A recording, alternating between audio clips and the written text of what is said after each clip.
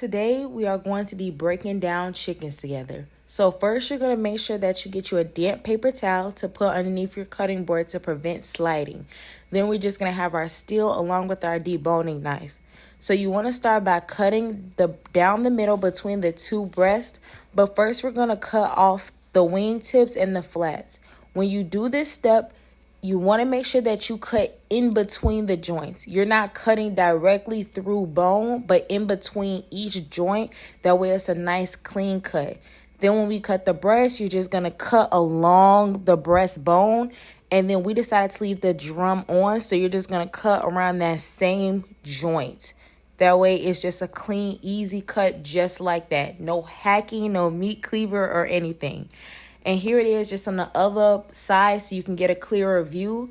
And then you're just going to pop open the two leg quarters till you see that same bone popping out.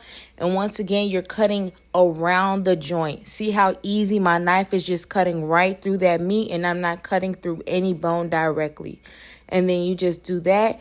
And then here's our carcass. So that's just our carcass. And then you're left with the leg quarters. So that's your drum. That's your thigh.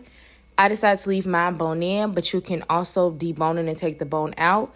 And then here's our chicken breast along with our drum that I decided to leave on. Here's your flats. You get obviously two of them from one whole chicken. And here's your wing tips. Sometimes people decide to keep them and fry them, I heard. I personally did not do that.